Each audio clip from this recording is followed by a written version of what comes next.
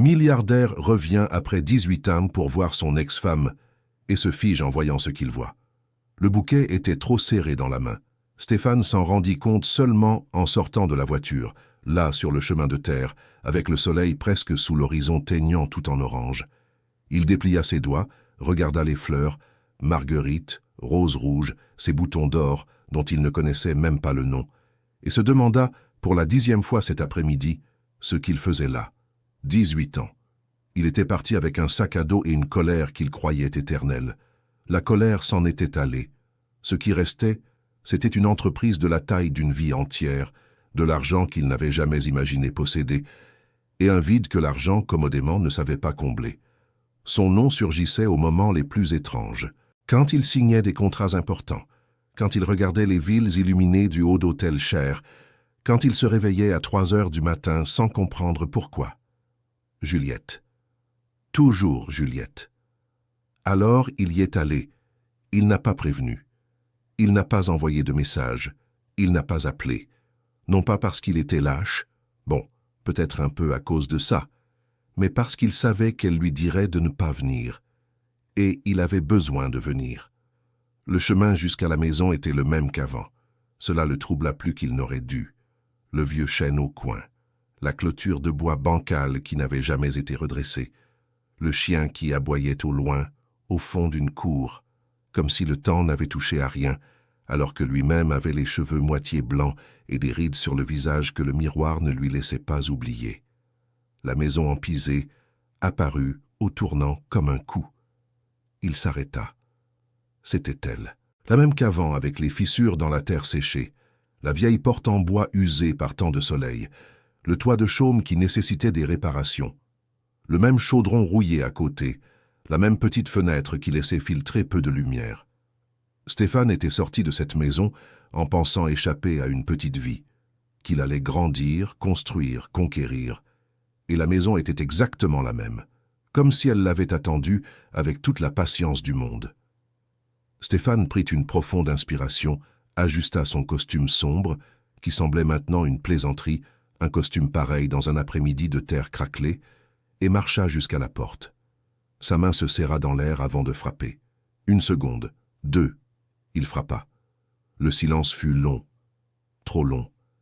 Il commençait à abandonner, déjà en train de tourner le corps pour partir, quand il entendit le bruit des pas à l'intérieur. La porte s'ouvrit.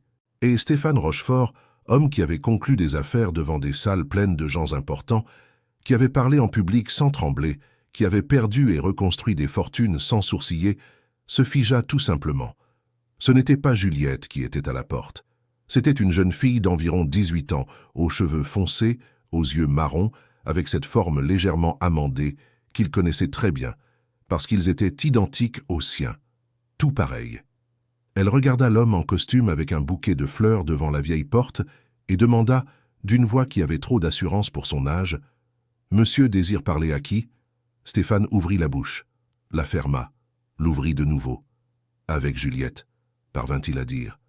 La jeune fille le fixa encore un moment, comme quelqu'un qui évalue un problème avant de décider quoi en faire, et appela sans détourner son regard de lui, « Maman, vous savez, quand je suis arrivé à cette partie de ce qui s'est passé, j'ai dû m'arrêter un peu, parce qu'il y a des choses qu'on entend et on sent que ce poids n'est pas simple.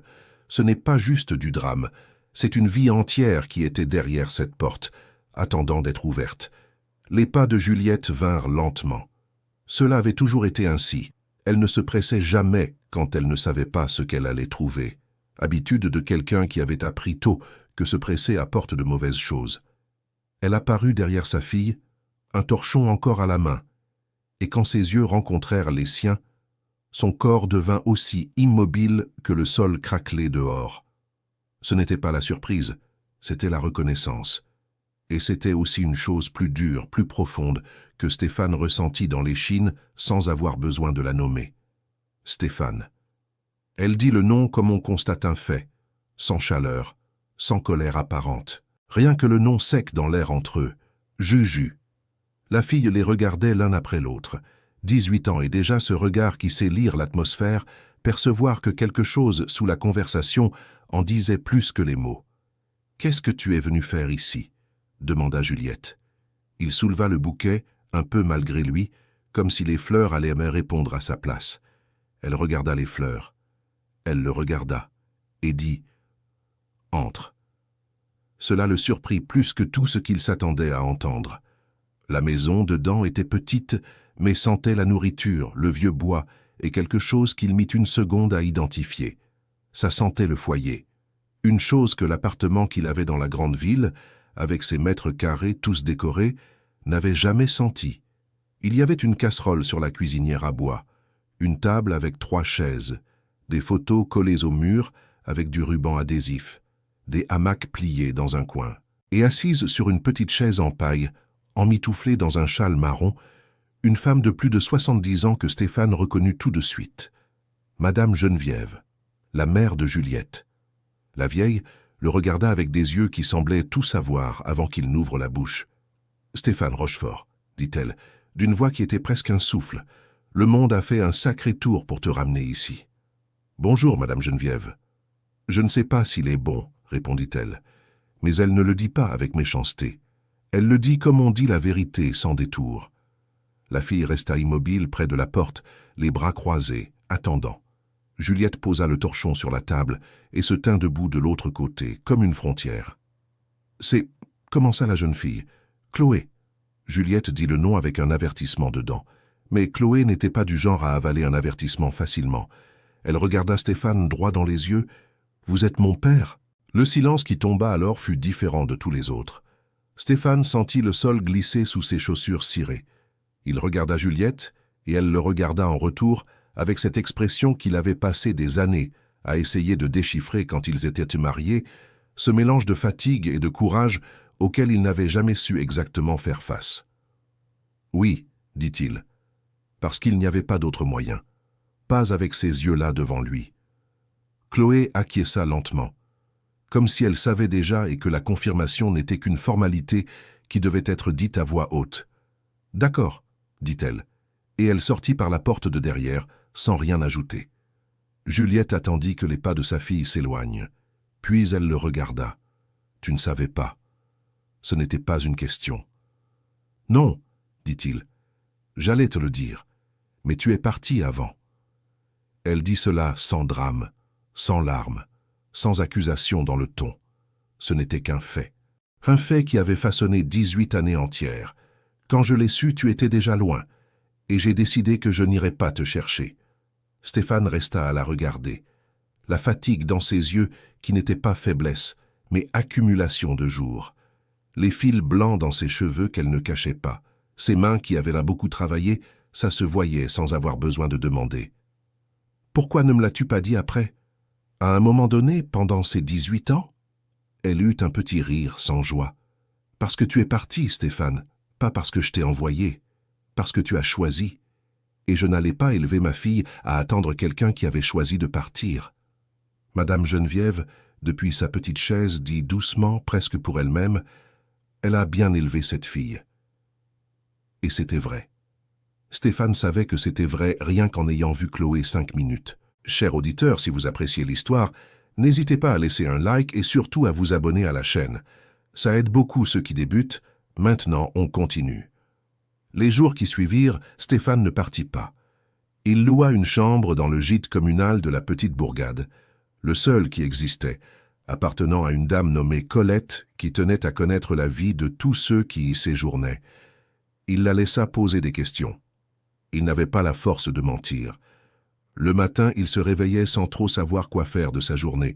C'était un homme qui avait des assistants, des agendas, des réunions programmées à l'avance. Là, il y avait le silence, le soleil brûlant et une petite bourgade qui vivait à son rythme sans se soucier de celui des gens de l'extérieur. Il retourna chez Juliette le lendemain. Elle ne l'invita pas à entrer, mais laissa la conversation se dérouler sur le pas de la porte. Ce jour-là et le suivant. Chloé l'évitait, pas avec rudesse, avec cette distance calculée de quelqu'un qui juge s'il vaut la peine de s'approcher. Il la voyait parfois partir tôt le matin avec un sac de livres ou revenir les vêtements couverts de poussière après avoir passé la journée à aider un voisin. Elle était comme ça. Elle marchait, elle faisait, elle réglait les choses. Elle n'attendait pas. Ce fut un après-midi que Stéphane fit la connaissance de M. Raymond. Un homme d'environ 62 ans, aux bras épais de toute une vie de travail, les cheveux blancs coupés courts, le sourire facile. Il apparut à la porte de Juliette avec un pot de peinture et se proposa de renforcer le mur qui s'écaillait. Elle le remercia avec une naturelle qui disait que c'était une habitude ancienne entre eux. Stéphane était sur la véranda de la maison voisine, faisant semblant de ne pas regarder. Monsieur Raymond le remarqua. Il lui fit un signe de la main. Stéphane lui répondit gauchement. Plus tard, quand Juliette alla chercher quelque chose à l'intérieur, Raymond s'approcha. Il tendit la main. « Raymond, vous devez être Stéphane. »« Oui. Elle m'a parlé de vous. » Il dit cela sans accusation, juste comme une information posée dans l'air. Pas beaucoup, mais assez. Stéphane ne sut quoi répondre. « Vous deux, vous êtes... » Raymond sourit calmement. « Je suis un ami, depuis des années. » Il marqua une courte pause. « J'ai été marié aussi. Ma femme est partie il y a environ 8 ans. Une longue maladie, éprouvante. » Il dit cela sans mélodrame, avec la simplicité de quelqu'un qui a déjà fait la paix avec la douleur. Une fois que je suis resté seul, j'ai commencé à aider davantage les voisins. C'est ce qu'on a. Stéphane resta silencieux, écoutant. « C'est une bonne femme, » dit Raymond en regardant la porte. « Et trop forte. Tu le sais, hein ? » « Je sais. Alors, traite-la bien. » Il ne dit rien de plus. Il retourna au mur avec son pot de peinture. J'ai dû m'arrêter un instant ici, parce que M. Raymond est de ce genre de personnes qui en disent long en peu de mots. Et ce qu'il a dit, traite-la bien, a plus de poids qu'il n'y paraît. Parce que la traiter bien, ce n'est pas seulement être gentil, c'est respecter ce qu'elle a construit sans toi. Stéphane comprit peu à peu ce que Juliette avait construit au fil des ans. Elle donnait des cours particuliers aux enfants des environs, chez elle. Elle avait appris à coudre et raccommodait les vêtements d'une demi-douzaine de familles qui en dépendaient. Elle vendait des gourmandises au marché du samedi, se levant avant le soleil pour les préparer. Ce n'était pas rien. C'était de la dignité cousue jour après jour, sans rien demander à personne. Et Chloé avait grandi en voyant cela. Elle avait grandi en sachant que l'argent vient du travail, que le travail vient d'un choix, et que la vie est ce que l'on fait avec ce que l'on a entre les mains. Ce qui blessa Stéphane d'une façon qu'il n'avait pas prévue, c'était précisément cela. Ce n'était pas qu'elles souffraient sans lui, c'était qu'elles allaient bien. Elles avaient trouvé un moyen d'aller bien sans avoir besoin de rien de ce qu'ils possédaient. Un après-midi, Chloé apparut près du gîte communal. Il ne savait pas si c'était exprès ou par hasard. Elle avait 2 livres sous le bras et s'arrêta dehors comme si elle attendait juste que le soleil fasse une trêve. « Vous allez rester combien de temps ?» demanda-t-elle sans le regarder. « Je ne sais pas. » Elle resta silencieuse un moment. « Ma mère n'a jamais dit du mal de vous. Elle n'a jamais parlé de vous, en fait. » Une pause. « Quand j'étais petite, j'ai demandé pourquoi je n'avais pas de père. Elle a dit que vous aviez choisi un autre chemin. » Chloé regardait l'horizon. « J'ai pensé que vous étiez une sorte de personne sans scrupules. Puis j'ai grandi et j'ai commencé à penser que vous pouviez être juste quelqu'un qui a fait un mauvais choix. Qui l'a suivi sans jamais regarder en arrière. » Elle tourna la tête vers lui. « Maintenant, te voilà avec ton costume et ton bouquet, comme si ça allait arranger quoi que ce soit. Je ne suis pas venu pour arranger quoi que ce soit. Alors pourquoi ?» Il mit du temps à répondre. Et quand il répondit, ce fut avec honnêteté. « Parce que je n'ai plus supporté de ne pas savoir comment vous alliez. » Chloé le regarda longuement. « D'accord, tu veux savoir, » finit-elle par dire. « Mais n'attends pas qu'on ait besoin de toi, parce qu'on a appris à ne pas en avoir besoin. » Elle partit avec ses livres. Et ces mots restèrent en Stéphane plus que tout ce qu'on lui avait dit depuis des années. La semaine suivante, ce qu'il n'attendait pas arriva. Madame Geneviève demanda à lui parler. Il se rendit chez elle en fin d'après-midi, alors que Juliette était au marché et Chloé chez une voisine. La vieille dame était dans sa petite chaise, avec son châle, et lui désigna la chaise à côté, sans cérémonie. « Assieds-toi là. » Il s'assit. Madame Geneviève resta un moment à regarder par la petite fenêtre avant de commencer. Quand elle parla, sa voix était basse mais ferme comme du bois dur. « J'étais contre votre mariage, tu le savais. » Stéphane ne le savait pas. « Je pensais que tu étais trop agité. trop ambitieux pour la vie qu'on menait ici. Elle fit une longue pause. J'avais raison et j'avais tort à la fois. Raison parce que tu es parti. Tort parce que j'ai cru que tu la laisserais anéantie pour toujours, et ça n'a pas été le cas. Stéphane resta silencieux, les mains à plat sur les genoux. Ma fille a beaucoup pleuré au début. Ne va pas croire qu'elle n'a pas pleuré. La voix de la vieille ralentit, mais elle a séché ses larmes et a fait ce qu'il fallait faire. Et elle l'a bien fait. Madame Geneviève le regarda droit dans les yeux. Le problème, c'est ce que tu vas faire maintenant que tu es là. Que pensez-vous que je devrais faire? Elle resta silencieuse un moment qui parut très long. La cuisinière refroidissait dans le coin. Une poule chanta dehors puis se tut. Je pense que tu devrais arrêter de penser à ce que tu as perdu et commencer à penser à ce qu'on peut encore construire, mais de la bonne manière, pas avec de l'argent, pas avec un bouquet. Elle regarda la porte. Avec de la présence, avec de la patience, avec l'humilité de comprendre que tu n'es pas le centre de cette histoire. Je vais être honnête avec vous. Cette partie m'a touché d'une manière que je n'attendais pas. Parce que parfois la sagesse la plus juste vient de ceux qui sont restés, de ceux qui n'ont pas fui, de ceux qui sont restés et ont tout vu se passer et qui sont quand même arrivés de l'autre côté en paix. L'erreur de Stéphane est survenue quelques jours plus tard, sans mauvaise intention, mais avec cette vieille habitude de tout régler en jetant de l'argent sur le problème, il demanda à Juliette si elle accepterait qu'il paie des travaux dans la maison. Un mur en parpaing, un toit neuf, un sol en ciment. Le silence qui s'ensuivit fut glacial. « Tu crois que ce dont cette maison a besoin, c'est de travaux ?» demanda-t-elle trop lentement pour être anodin. « Je crois qu'elle a besoin d'une meilleure structure, Juju. C'est ton droit d'avoir mon droit. » Elle répéta les mots comme si elle en testait le poids. « Stéphane, cette maison tient debout parce que j'ai voulu qu'elle tienne debout. J'ai rebouché chaque fissure qui est apparue. J'ai relevé le toit quand un morceau est tombé après une grosse pluie. Moi. » Elle montra le sol du doigt. « Ça, ce n'est pas de la misère que tu vas réparer avec de l'argent. C'est la vie que j'ai choisi d'avoir. Je n'ai pas dit que c'était de la misère, mais c'est ce que tu as vu quand tu es arrivé. Je sais comment tu as regardé cette porte. » Il ne répondit pas, parce que c'était vrai. Chloé entendit la conversation depuis la pièce d'à côté et ne dit rien sur le moment. Mais ce soir-là, elle vint trouver Stéphane dehors, là où il était assis sur une souche à regarder le ciel, immense ici sans les lumières de la ville pour le gêner. « Tu t'es planté en beauté, dit-elle, sans détour. « Je me suis planté. » Elle resta debout à côté, regardant le même ciel.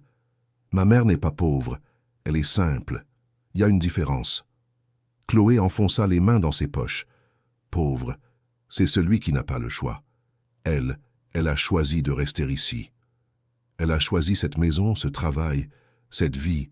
Toi, arrivé avec l'argent de la retraite, c'est comme lui dire que son choix était une erreur. » Stéphane regarda sa fille fixement. « Où as-tu appris à penser comme ça ?»« Avec elle, » dit-elle avec une naturelle qui ne laissait aucun doute. Ils restèrent silencieux un moment. Puis Chloé s'assit par terre près de la souche. « Je veux faire vétérinaire, » dit-elle soudainement. « Il y a de bonnes facultés pour ça. »« Oui, il y en a. Je me renseigne. Il y en a une dans une plus grande ville, à 1 heure d'ici, mais c'est cher. » Stéphane la regarda et comprit que ce n'était pas une demande. C'était une information. C'était elle qui ouvrait une toute petite porte et qui attendait de voir s'il serait passé sans tout faire tomber. « Si tu veux, » dit-il avec précaution, « je peux t'aider à chercher des bourses. Il y a une procédure pour ça. Ce n'est pas que tu acceptes mon argent, c'est que tu gagnes ce qui est à toi par le mérite. » Chloé resta silencieuse une seconde. Puis, ça a du sens. Cher auditeur, si vous appréciez l'histoire, n'hésitez pas à laisser un like et surtout à vous abonner à la chaîne. Cela aide beaucoup ceux qui débutent, et maintenant, on continue. Le lendemain, quelque chose avait changé. Ce n'était rien que quelqu'un ait dit à voix haute. C'était une façon différente dont Juliette le regarda quand il arriva le matin. Une fraction de seconde plus longue, comme si elle relisait quelque chose qu'elle avait écrit il y a longtemps. Elle ne l'invita pas à entrer, mais elle apporta un verre d'eau jusqu'à la porte et le lui tendit sans cérémonie. « Madame Geneviève n'a pas le genou en bon état, » dit-elle. « Elle a besoin d'une consultation chez un spécialiste. Il faut aller dans une plus grande ville et je ne sais pas conduire, et Raymond ne peut pas cette semaine. » Stéphane resta silencieux, attendant. « Tu as une voiture ?» dit-elle. « Oui. » Un silence. Et tu sais parler aux médecins. Ces spécialistes ont une façon de parler que je ne comprends pas bien. J'ai appris à parler à beaucoup de gens au fil des années. Juliette le regarda encore un instant, comme si elle pesait sa décision d'une manière qui allait au-delà du genou de sa mère. Jeudi, nous partons à 7 heures. Ils y allèrent tous les quatre. Stéphane conduisit. Madame Geneviève était sur le siège avant, grognant qu'elle trouvait le ressort du siège mauvais. Chloé dormit les 40 premières minutes. Juliette regardait par la fenêtre, silencieuse, avec le paysage sec qui défilait dehors. À un certain point de la route, sans prévenir, elle dit « Tu as changé ». Stéphane ne tourna pas la tête. Il regarda droit devant, l'asphalte. « J'espère que c'est en mieux. Je n'ai pas dit si c'était en mieux ou en pire. J'ai dit que tu avais changé. » Elle fit une pause. « Mais oui, on dirait que tu as appris à marcher plus lentement. 18 ans apprennent beaucoup de choses. À moi aussi, elles ont appris. » Elle continua à regarder l'horizon. « Je ne pense pas qu'on va revenir en arrière, Stéphane. Tu le sais, n'est-ce pas? Je sais. Mais... » Et ici elle s'arrêta, comme si elle choisissait chaque mot avec beaucoup de soin, comme on choisit pierre par pierre pour traverser une rivière. « Si tu veux faire partie de la vie de Chloé, vraiment, pas de loin, et pas par enveloppe, je ne t'en empêcherai pas. Elle a 18 ans et elle fait déjà ses propres choix. Et je pense qu'elle veut te connaître, même si elle ne sait pas encore comment le dire. » Cela dépassait ce qu'il attendait, et c'était moins que ce qu'il avait rêvé à un moment donné. Et c'était juste. C'était exactement ce qu'il méritait à ce stade, et il fut assez honnête avec lui-même pour le comprendre. La consultation de Madame Geneviève se passa bien. Le genou avait besoin de kinésithérapie. Rien qui n'ait de solution avec de la constance. La vieille femme fut satisfaite et au retour demanda qu'il s'arrête dans un relais de campagne pour boire un jus de pomme frais. Ils restèrent là, tous les quatre, avec des chaises en plastique et des mouches qui volaient, et la chaleur de l'après-midi au-dessus d'eux. Chloé raconta une histoire d'un voisin qui avait essayé d'élever un canard qui fuyait chaque matin, et chaque jour, c'était un scandale différent dans le voisinage. Madame Geneviève riait de ce rire qui secouait tout son châle marron. Juliette sourit d'une façon que Stéphane n'avait pas vue depuis bien plus de 18 ans, d'une façon qui montait jusqu'aux yeux. Et Stéphane resta silencieux, observant. Non parce qu'il était exclu, mais parce qu'il comprenait là ce qu'il avait gaspillé, et en même temps ce qu'il y avait encore. Petit, différent de ce qu'il avait imaginé quand il était jeune et qu'il croyait savoir ce qu'il voulait, mais réel. Et réel, il avait appris de la manière la plus dure possible, valait plus que tout ce qui tenait dans un bilan comptable. Dans les mois qui suivirent, il y alla. Revint. Téléphona. Apprit le nom des élèves que Juliette enseignait. Apprit que Chloé avait un cahier où elle dessinait des animaux depuis l'âge de 6 ans, qu'elle savait identifier les nuages par leur forme, qu'elle riait de tout son corps quand elle trouvait vraiment drôle. Trouva un moyen d'aider pour la fac, non pas en jetant de l'argent, mais en parlant aux bonnes personnes, en ouvrant des portes, présent sans occuper une place qui n'était pas la sienne. Et Juliette lentement baissa une garde qu'elle avait construite avec raison, brique par brique, au fil des années. Ce n'était pas redevenu l'amour d'avant. Celui-ci était resté dans le temps et dans les deux qu'ils étaient alors, jeunes et pleins de choses qu'ils ne savaient pas encore nommer. C'était devenu autre chose. Une compréhension, un respect qui n'avait besoin ni de fleurs ni de costumes pour se soutenir. Un partenariat étrange, imparfait et honnête que tous deux apprirent à entretenir sans l'abîmer. Madame Geneviève, un après-midi avec le genou déjà bien meilleur, les yeux fermés dans sa petite chaise, dit doucement sans s'adresser à personne en particulier, « Parfois les choses ne se réparent pas. Parfois, elles se transforment en autre chose. » Personne ne répondit. Mais tout le monde entendit. Fin de l'histoire. Il y a des histoires qu'on écoute et on sent qu'on connaît cette douleur de quelque part. Cet homme en costume arrêté devant une vieille porte en bois, le bouquet à la main et 18 ans de silence pesant sur ses épaules, il n'est pas revenu pour demander pardon à haute voix. Il n'est pas revenu pour reconquérir ce qu'il avait jeté. Il est revenu pour voir ce qui restait. Et ce qui restait était plus que ce qu'il méritait, et moins que ce qu'il espérait. Mais c'était réel. Maintenant, on veut savoir ce que vous en avez pensé. Vous pensez que Juliette a bien fait de ne pas parler de Chloé toutes ces années? Et qu'auriez-vous fait à sa place? Dites-le nous dans les commentaires. On lit tout. Merci beaucoup d'être resté jusqu'à la fin de l'histoire. N'oubliez pas de laisser un like et de vous abonner à la chaîne pour ne pas manquer les prochaines.